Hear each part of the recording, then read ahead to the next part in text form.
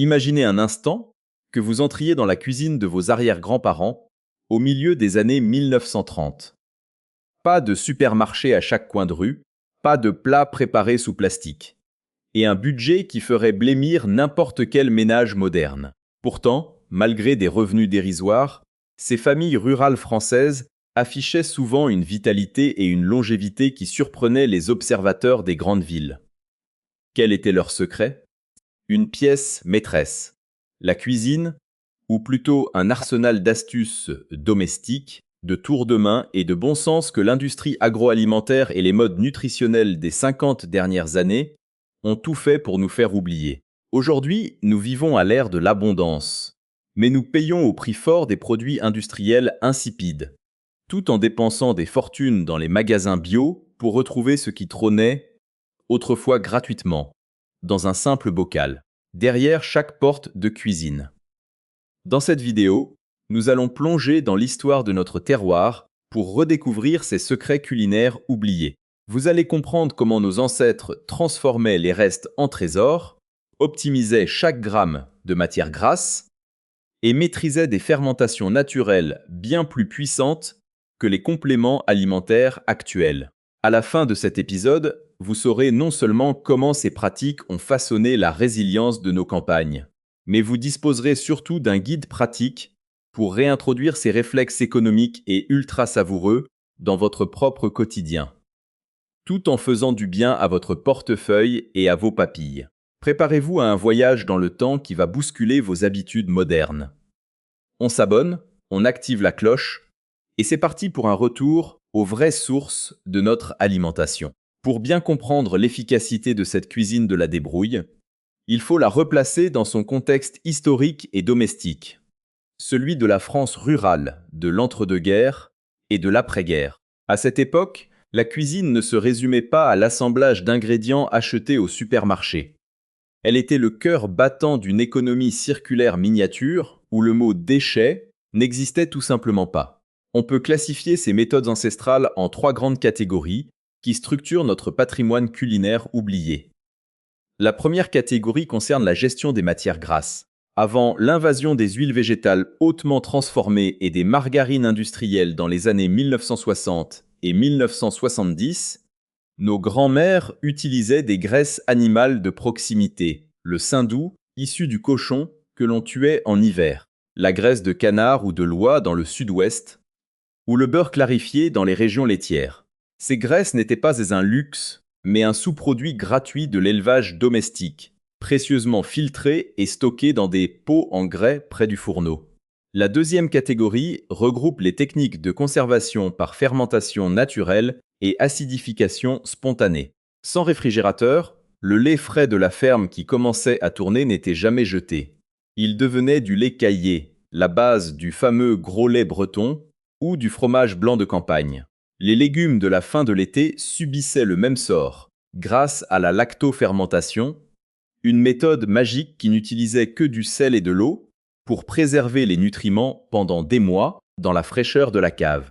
Enfin, la troisième catégorie englobe l'art de la transformation des céréales et des bas morceaux. Les farines de sarrasin, de maïs ou de blé complet, moulues localement, servaient à préparer des bouillies denses ou des galettes qui calaient les estomacs pour la journée, tandis que les restes de viande et les abats étaient valorisés sous forme de terrine, de rillettes ou de pâté de tête. La grande différence entre cette cuisine historique et notre alimentation moderne réside dans la notion de temps et de biodiversité microbienne.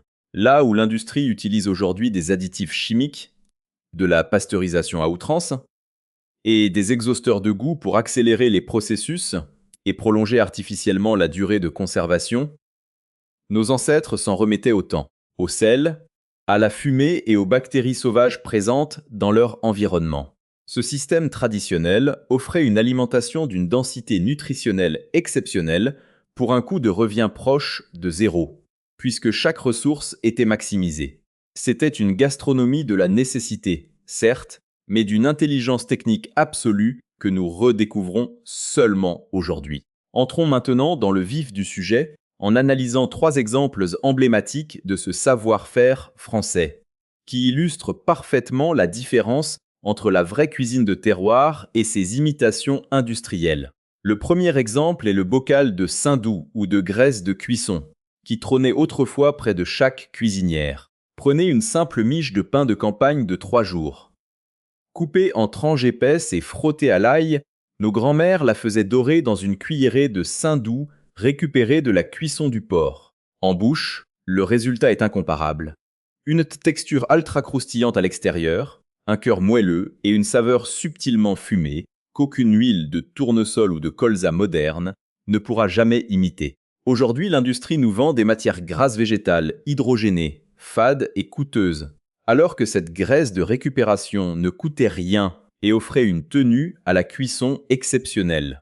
Le deuxième exemple frappant est la valorisation du lait caillé, souvent appelé lait ribot ou caillé de campagne.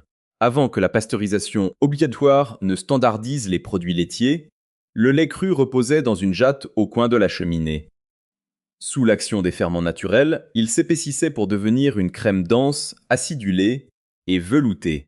Servie fraîche avec quelques pommes de terre chaudes ou intégrée dans la pâte à galette, cette merveille apportait une légèreté incroyable grâce à la réaction des acides naturels avec le bicarbonate de soude.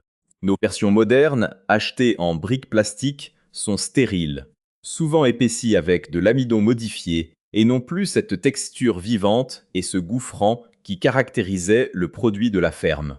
Enfin, le troisième exemple est le traditionnel gâteau de pain ou les bouillies de céréales oubliées, comme le gaute de maïs ou le fard breton traditionnel fait avec les pommes flétries de l'automne. Prenons le gâteau de pain perdu.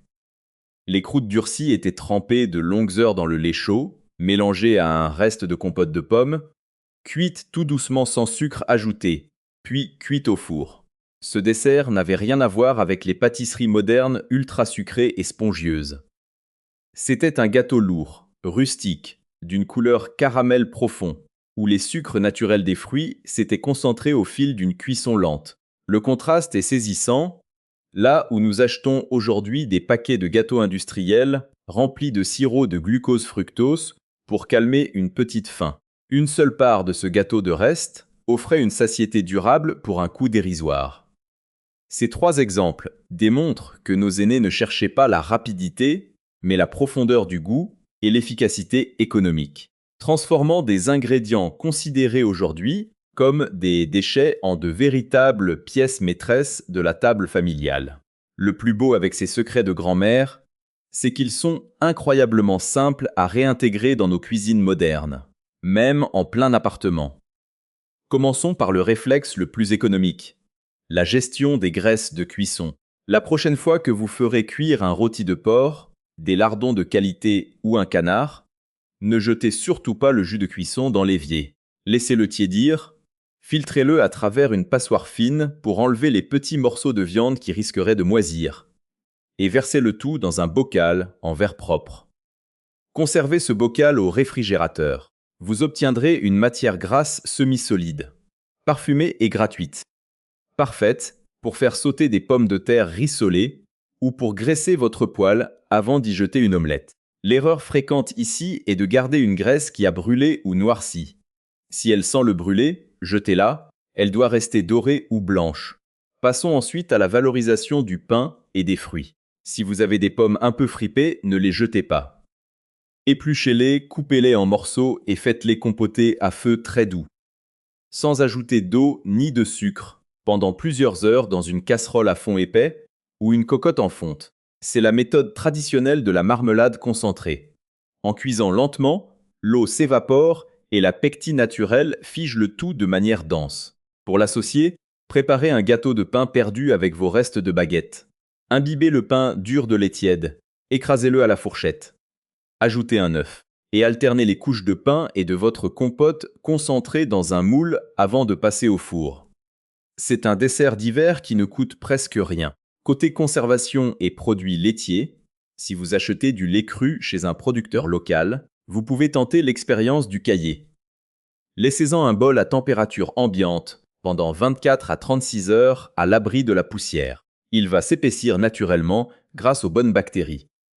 Attention cependant, cette astuce ne fonctionne absolument pas avec le lait UHT du supermarché, qui est stérile et va simplement pourrir au lieu de fermenter. Utilisez toujours du vrai lait cru pour cette recette. Enfin, pour économiser au quotidien sans vous tromper, réadoptez la cuisson lente des légumes d'hiver et des légumineuses. Un simple pot-au-feu de légumes oubliés, panais, navets, carottes, cuit doucement sur le coin du feu avec un os à moelle ou une carcasse de poulet récupérée, donnera un bouillon riche en collagène naturel. Ce bouillon se conserve 3 jours au frais et s'utilise comme base pour toutes vos soupes ou vos cuissons de riz, vous évitant ainsi d'acheter des cubes de bouillon industriel bourrés de sel et de glutamate. En évitant le gaspillage et en changeant ces petits réflexes, vous réduirez vos déchets tout en redonnant une saveur authentique à vos repas. Pour conclure ce voyage à travers les secrets les mieux gardés de nos campagnes françaises, il est évident que ce que nous appelons aujourd'hui des hacks ou des tendances de nutritionnistes ne sont en fait que le gros bon sens de nos ancêtres. En chassant le gaspillage et en faisant confiance à la nature plutôt qu'au laboratoire de l'agroalimentaire, les familles de l'époque parvenaient à transformer la rareté en une table généreuse, saine et diablement savoureuse. Pour vous aider à sauter le pas et à réintroduire ces réflexes dès cette semaine dans votre routine, voici votre mini-checklist compacte du cuisinier économe et authentique. Premièrement, le bocal de récupération. Installez un petit pot en verre près de votre zone de cuisson pour y filtrer et stocker les graisses de vos rôtis et de vos lardons. Deuxièmement, le réflexe anti-gaspi. Ne jetez plus jamais le pain dur ni les fruits flétris. Transformez-les en gâteau de pain ou en marmelade lentement confite. Troisièmement, le choix du brut. Privilégiez le lait cru ou les farines complètes locales pour retrouver la magie des fermentations naturelles et des textures denses. Enfin, quatrièmement, le bouillon maison.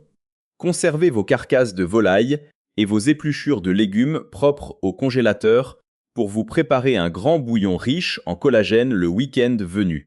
En appliquant ne serait-ce qu'un seul de ces conseils, vous faites un pas géant pour votre budget et vous redécouvrez le vrai goût des choses simples. Alors, ne laissons pas ce patrimoine culinaire s'éteindre avec les générations passées. Maintenant, c'est à vous de jouer et de faire vivre la section des commentaires. Dites-moi, est-ce que votre grand-mère avait elle aussi ce fameux pot de graisse ou de saindoux qui trônait fièrement à côté du fourneau? Quel est le plat de votre enfance qui résume le mieux cette cuisine de la débrouille à la française? Et surtout, par quelle astuce de cette vidéo allez-vous commencer cette semaine? J'ai hâte de vous lire et d'échanger avec vous. Si l'épisode vous a plu, n'oubliez pas de laisser un gros pouce bleu, de partager la vidéo à un ami qui aime bien manger sans se ruiner, et de vous abonner pour ne rater aucune de nos prochaines enquêtes culinaires. Prenez soin de vous, cuisinez brut, mangez vrai, et à très vite pour un prochain épisode de Food Explained.